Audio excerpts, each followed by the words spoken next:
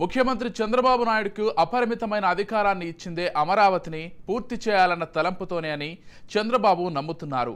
రాయలసీమ, ఉత్తరాంధ్ర ప్రాంతాల్లో కూడా కూటమికి ప్రజలు పట్టం కట్టారంటేనే రాజధాని అమరావతిని జాగ్రత్తగా నిర్మించాలనే ప్రజల ఆకాంక్షను ఓటు ద్వారా చెప్పకనే చెప్పారని చంద్రబాబుతో పాటు కూటమి నేతలు విశ్వసిస్తున్నారు.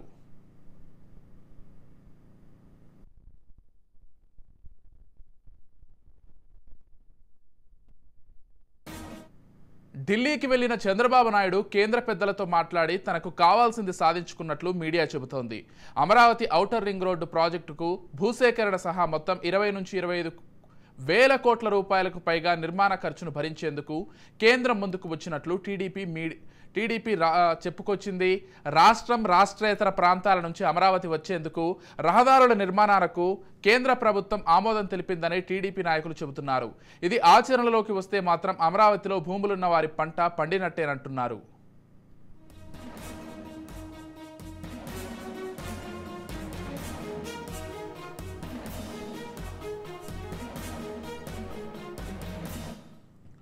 ఢిల్లీ పర్యటనలో భాగంగా ఏపీ సీఎం చంద్రబాబు, ప్రధాని మోదీతో పాటు కేంద్ర మంత్రులు అమిత్ షా, పీయూష్ గోయల్, నితిన్ గడ్కరీ, శివరాజ్ సింగ్ చౌహాన్, మనోహర్ లాల్ ఖట్టర్, హర్దీప్ సింగ్ పూరి, నిర్మలా సీతారామన్, రాజ్నాథ్ సింగ్, జేపీ నడ్డాతో భేటీ అయ్యారు చంద్రబాబు.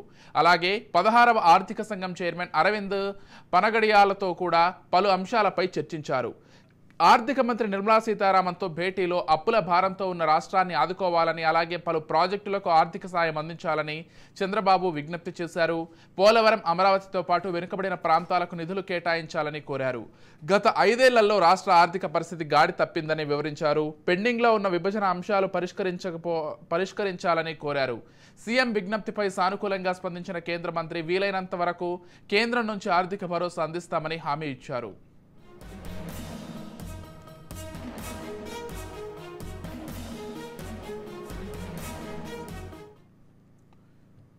టీడీపీ ప్రభుత్వం ప్రతిష్టాత్మకంగా తీసుకున్న పోలవరం, అమరావతి ప్రాజెక్టుల భవితవ్యం కేంద్రం అందించే సహకారంపైనే ఆధారపడి ఉంది. దీంతో కేంద్ర ప్రభుత్వ సంస్థలను అమరావతిలో త్వరితగతిన ఏర్పాటు చేసేలా చంద్రబాబు కేంద్ర మంత్రులకు విజ్ఞప్తి చేశారు.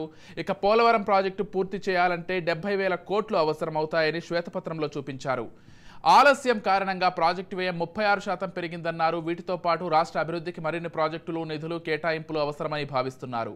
ఈ నేపథ్యంలో రాష్ట్ర ఆర్థిక పరిస్థితి అవసరాలను దృష్టిలో పెట్టుకుని బడ్జెట్లో ఆంధ్రప్రదేశ్కు కేటాయింపులు జరపాలని కోరారు. దక్షిణాదిలో ఎక్కడా లేని వనరులు ఏపీలో ఉన్నాయని, నదుల అనుసంధానంతో అద్భుతాలు చేయవచ్చని అభిప్రాయపడ్డారు.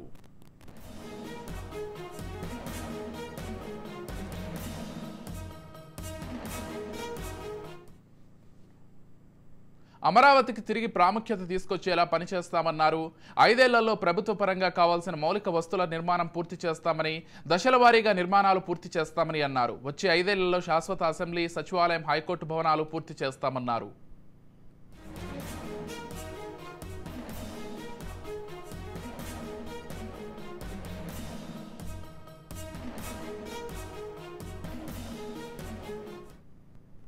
అమరావతి రాజధాని అభివృద్ధికి అవసరమైన పలు కీలక ప్రాజెక్టులకు కేంద్రం నుంచి చంద్రబాబు ఆమోదం తీసుకొచ్చారు.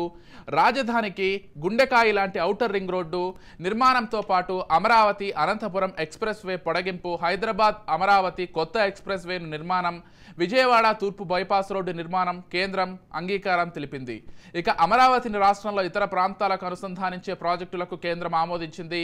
అమరావతి, హైదరాబాద్ మధ్య ఉన్న ప్రస్తుత జాతీయ రహదారిని 6 వరుసలకు విస్తరించడంతో పాటు మరో 6 వరుసలతో గ్రీన్ఫీల్డ్ ఎక్స్ప్రెస్ వే నిర్మించనున్నారు. దీనివల్ల 2 నగరాల మధ్య దాదాపు 70 కిలోమీటర్ల దూరం తగ్గనుంది.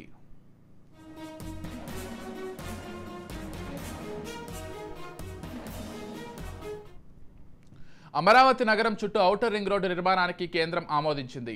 ఉమ్మడి కృష్ణా, గుంటూరు జిల్లాలను అనుసంధానిస్తూ 189 కిలోమీటర్ల పొడవైన ఔటర్ రింగ్ రోడ్డు నిర్మించనున్నారు. గతంలో ప్రాథమిక అంచనాల ప్రకారం అమరావతి చుట్టూ ఔటర్ రింగ్ రోడ్డు నిర్మాణానికి దాదాపు 18,000 కోట్ల వ్యయం కానుండగా ఖర్చు మొత్తం కేంద్రం భరించేందుకు ముందుకు వచ్చింది. కాకపోతే భూసేకరణకు అవసరమైన 4,500 కోట్లు రాష్ట్ర ప్రభుత్వమే భరించాలని మెలికపెట్టింది. దీనికి అప్పటి ప్రభుత్వం అంగీకరించడంతో కొంతమేర ఆ ప్రాజెక్టు ముందుకెళ్లింది. ఇప్పుడు పెరిగిన వ్యయం వ్యయంతో భూసేకరణకు అయ్యే ఖర్చు కూడా కేంద్ర ప్రభుత్వమే భరించేలా చంద్రబాబు నితిన్ గడ్కరీని ఒప్పించారు. పెరిగిన వ్యయం, భూసేకరణ కలిపి మొత్తం 25,000 కోట్లను కేంద్రమే పూర్తిగా భరించనుంది. త్వరలోనే భూసేకరణ చేపట్టి పనులు ప్రారంభించనున్నారు. 6 వరుసల యాక్సెస్ కంట్రోల్ ఎక్స్ప్రెస్ వేగా ఈ రోడ్డు నిర్మించనున్నారు. 2 పక్కల సర్వీస్ రోడ్లు రానున్నాయి.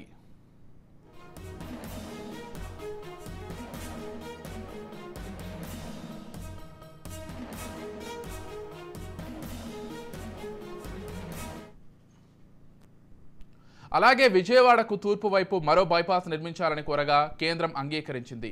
సుమారు 49 కిలోమీటర్ల మేర ఈ నిర్మాణం పూర్తయితే ఇది అమరావతికి ఇన్నర్ రింగ్ రోడ్డు మాదిరిగానే ఉండనుంది. గతంలో తెలుగుదేశం ప్రభుత్వ హయాంలో రాయలసీమ జిల్లాల నుంచి అమరావతికి నేరుగా అనుసంధానించేలా అమరావతి అనంతపురం ఎక్స్ప్రెస్ వేను నిర్మాణానికి శ్రీకారం చుట్టారు. ఎక్కడా మలుపులు లేకుండా నేరుగా ఉండేలా ప్రతిపాదించారు. దీనికి భూసేకరణ పూర్తయి పనులు ప్రారంభించే సమయంలో జగన్ అధికారంలోకి రావడంతో ఈ ప్రాజెక్టుకు పూర్తిగా గాలికి వదిలేశారు. ఇక తన సొంత నియోజకవర్గం పులివెందులను అనుసంధానించేలా మార్పులు చేర్పులు చేశారు.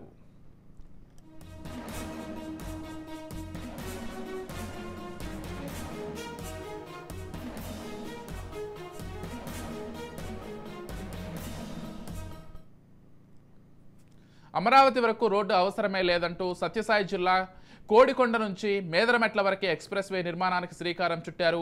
ఇప్పటికే టెండర్లు పూర్తయ్యే పనులు ప్రారంభమవడంతో చంద్రబాబు ఈ రోడ్డు నిర్మాణానికి ఏమాత్రం కదిలించకూడదని నిర్ణయించారు. కాకపోతే మేదరమెట్ల వరకు నిర్మించే ఈ ఎక్స్ప్రెస్ వేను అనుసంధానిస్తూ మేదరమెట్ల అమరావతి మధ్య 90 కిలోమీటర్ల పొడవైన గ్రీన్ఫీల్డ్ హైవేను నిర్మించాలని ప్రతిపాదించగా కేంద్ర ప్రభుత్వం అంగీకారం తెలిపింది. దీంతో అమరావతితో రాయలసీమ జిల్లాలు నేరుగా అనుసంధానించడం జరుగుతుంది.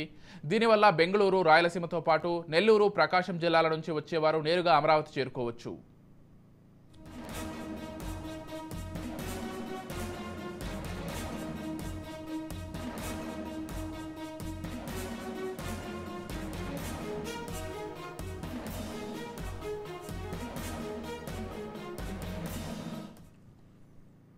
విజయవాడ, హైదరాబాద్ మధ్య పెరిగిన వాహనాల రద్దీ దృష్ట్యా ఇప్పుడు ఉన్న జాతీయ రహదారిని 6 వరుసలకు విస్తరించడమే గాక అమరావతి, హైదరాబాద్ మధ్య కొత్త ఎక్స్ప్రెస్ వే నిర్మాణానికి కేంద్రం ఆమోదం తెలిపింది.